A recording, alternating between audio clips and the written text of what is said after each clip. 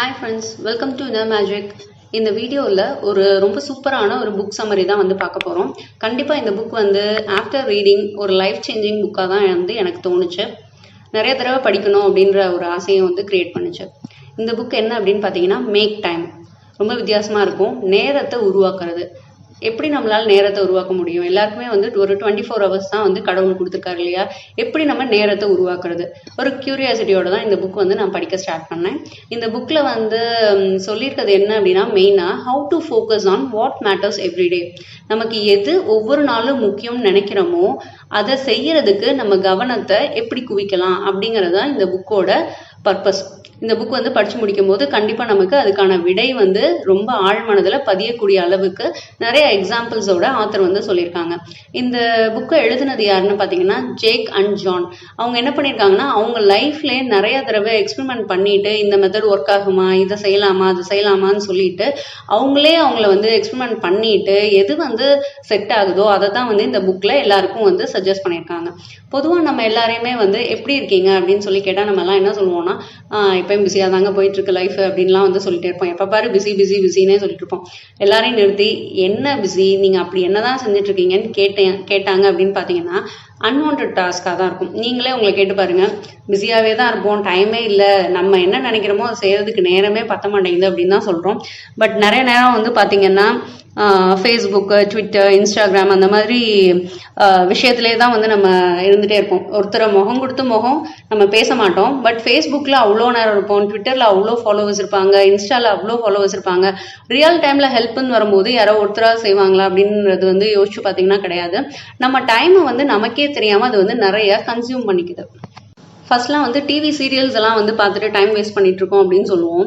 அது கூட பரவாயில்ல போல. இப்போ நெட்ஃப்ளிக்ஸ், அமேசான் அந்த மாதிரிலாம், ஹாட்ஸ்டார் அது மாதிரிலாம் வந்ததுக்கு அப்புறம் பார்த்தீங்கன்னா, எபிசோட்ஸ் சீரியல்ஸ் எல்லாம் ஒன்று கூட விடாம நம்மளால பார்க்க முடியுது. ஆல்ரெடி பார்த்த எபிசோட்ஸை மறுபடியும் பார்க்க முடியுது. அந்த மாதிரி நிறைய அட்வான்ஸ்டா வந்துருச்சு. ஆனால் அது எல்லாமே பார்த்தீங்கன்னா ஒரு நம்மளோட டைமை நமக்கே தெரியாம திருடக்கூடிய ஒன்றா தான் இருக்கு. ஓகே, நமக்கு நெட்டில் பார்க்கறதுக்கு இந்த மாதிரிலாம் தான் நமக்கு பிடிச்சிருக்கு அப்படின்னு சொன்னாலும், நம்ம அது எல்லாமே செஞ்சதுக்கப்புறம் எண்ட் ஆஃப் த டே நமக்கு ஒரு சாட்டிஸ்ஃபேக்ஷன் இருக்கா அப்படின்னு பார்த்தீங்கன்னா கிடையாது. பிகாஸ் நம்ம ஹியூமன்ஸ் அனிமல்ஸ் மாதிரி கிடைச்சதை வச்சுக்கிட்டோ இல்லை இருக்கிறத வச்சுக்கிட்டோ நம்ம வாழ்றதுக்கு படைக்கப்பட்டவங்க கிடையாது. நமக்கு எது முக்கியம், எது பெஸ்ட்டு, நான் நல்லா இருக்கணும்னா என்ன பண்ணணுங்கிறது இன்னொருத்தர் சொல்லாமே நம்ம எல்லாருக்குமே தெரியும் இல்லையா? ஸோ இது நம்ம அவ்வளோ டைமை வேஸ்ட் பண்ணதுக்கப்புறம் எண்ட் ஆஃப் த டே நமக்கு எப்படி இருக்கும்னா, சந்தோஷமா இருக்க மாட்டோம், ஒரு சாட்டிஸ்ஃபேக்ஷன் இருக்காது, டிமோட்டிவேட்டடா இருக்கும், லோ எனர்ஜி இருக்கும், லேசினஸ் இருக்கும், ஸ்ட்ரெஸ்ஸா இருக்கும், டென்ஷனா இருக்கும். நம்மளோட டைம் எப்படி வேஸ்ட் பண்ணிட்டோமே, நம்ம கண்ணு முன்னாடியே யாரோ ஒருத்தவங்க திருடிட்டு போன மாதிரி இருக்கே அப்படின்னு சொல்லிட்டு ரொம்ப கவலைப்படுவோம், வெக்ஸ் ஆயிடுவோம். ஒரு சர்வே எடுத்திருக்காங்க. இது அமெரிக்கனோட புக் அப்படிங்கிறதுனால அங்கதான் சர்வே எடுத்திருக்காங்க. 2016 பாத்தீங்கன்னா, ஒருத்தர் அவங்களோட போனை 80 times அன்லாக் பண்றாங்களாம்.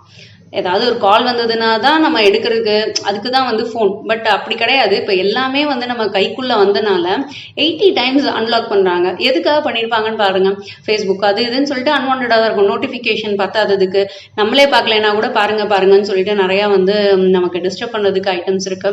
பிளஸ் டிவியில 4 hours டைம் ஸ்பெண்ட் பண்றாங்களாம். வீடியோஸ் அதாவது ஃபோன்ல வீடியோஸ் அந்த மாதிரி பார்க்கறது 4+ hours. மொத்தம் நம்ம முழிச்சிட்டு இருக்கிறது, அதாவது மற்ற வேலை செஞ்சது போக இருக்கிறது நமக்கு ஒரு 8 மணி நேரம் அப்படின்னாலும், அந்த 8 மணி நேரத்துல டிவியும் இந்த ஃபோனுமே பாதி நேரத்தை எடுத்துக்குது. பிளஸ் டச் ஃபோன் தான் இல்லையா, அது 2617 times நம்ம டச் ஃபோன்ல டச் பண்ணிட்டே இருக்கோம் அப்படின்னு சொல்றாங்க. இது எல்லாமே ஒரு சர்வே ரேட் தான்.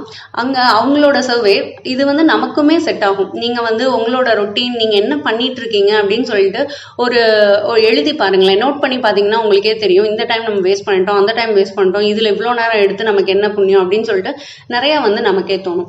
ஸோ இதுல ஃபர்ஸ்ட் சொல்றது என்ன விஷயம் அப்படின்னா, நம்மளை டிஸ்ட்ராக்ட் பண்ணக்கூடிய விஷயங்கள் எல்லாத்தையுமே தள்ளி வைங்க அப்படின்றாங்க.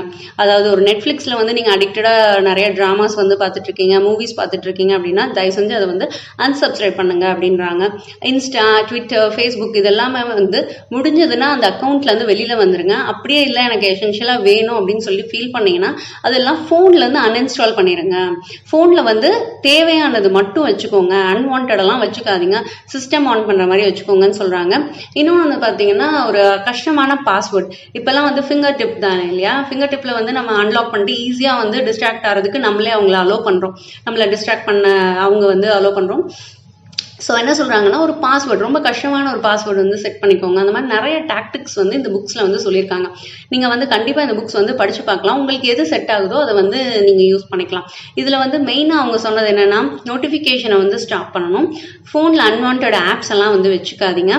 ஒரு அப்படியே நீங்கள் வந்து ஒரு ஏதாவது ஒரு வீடியோஸ் பார்க்கணும், ஏதாவது ஒன்று நினச்சிங்கன்னா கூட ஒரு அலோகேட்டட் டைம், இப்போ நெட்ஃப்ளிக்ஸ்லேயே வந்து ஏதாவது டைம் ஸ்பெண்ட் பண்ணணும், ஏதோ வீடியோ பார்க்கணும்னு நினச்சிங்கனாலும் ஒரு நாளுக்கு 1/2 hour அந்த மாதிரி நம்மளே வந்து செட் பண்ணிக்கணும் அப்படின்னு வந்து சொல்றாங்க.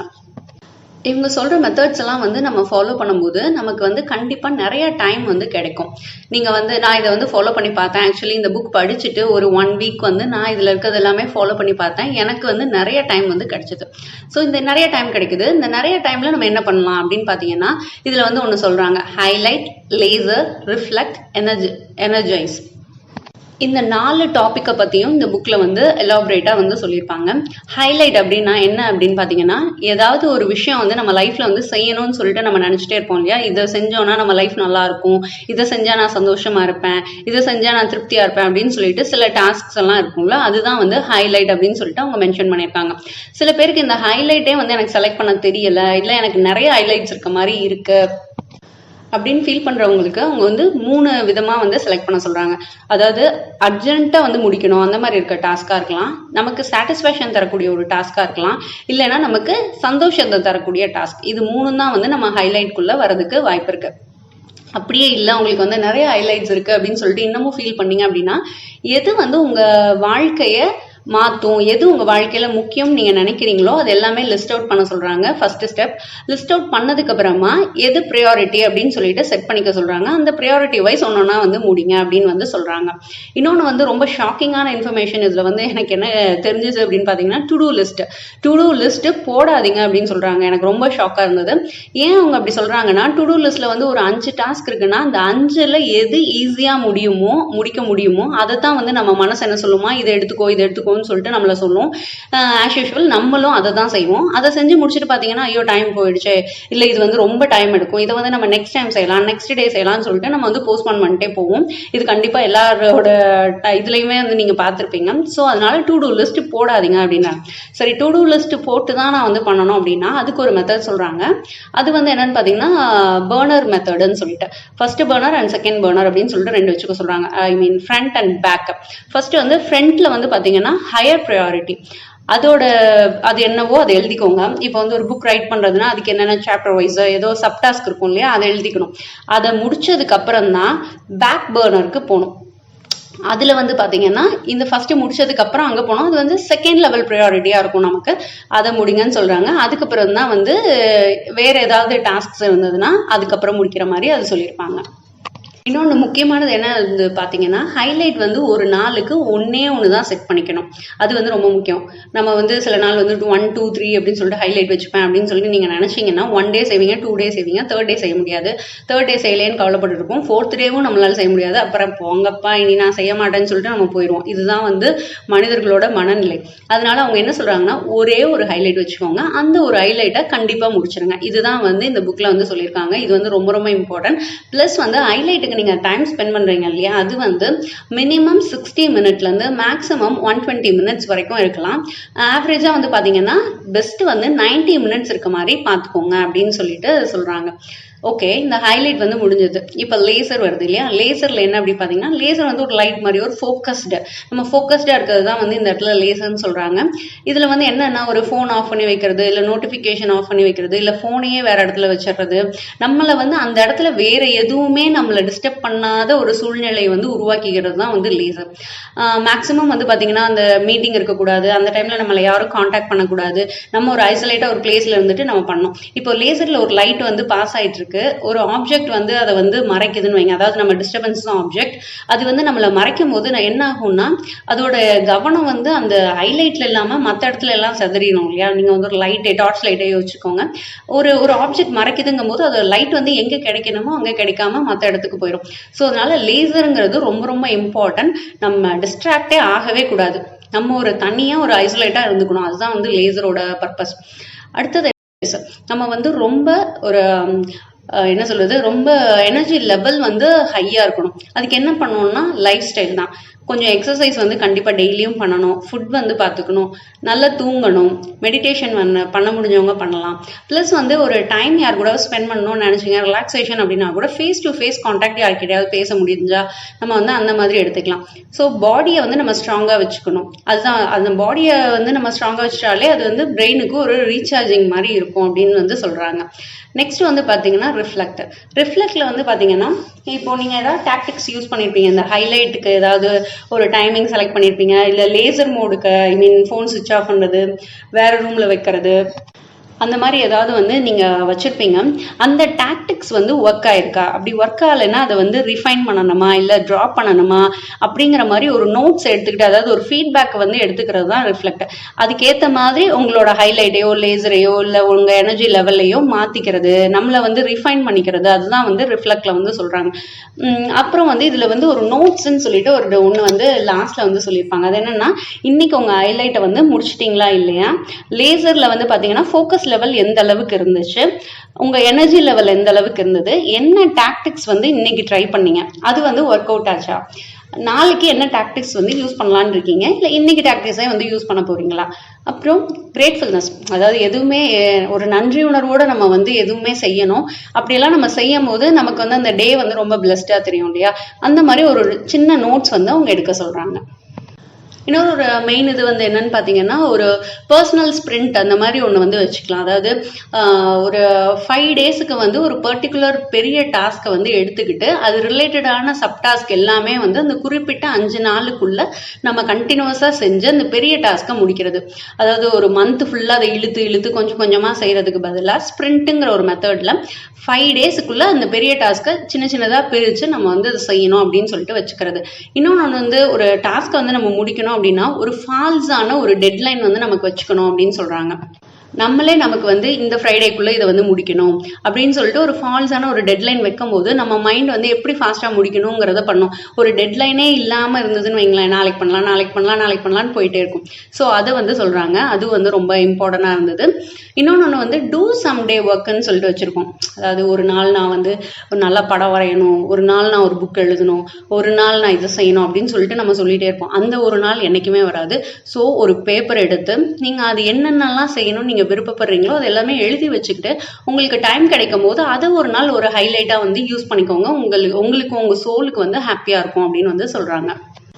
ஈஸியாக வந்து இந்த ஹைலைட் மோடுக்கு வந்து நம்ம வரணும் அப்படின்னா என்ன பண்ணலாம்னா, ஒரு பர்டிகுலர் பிளேஸ்லேயே உட்காந்து நம்ம வந்து அந்த டாஸ்க் வந்து பண்ணணும்.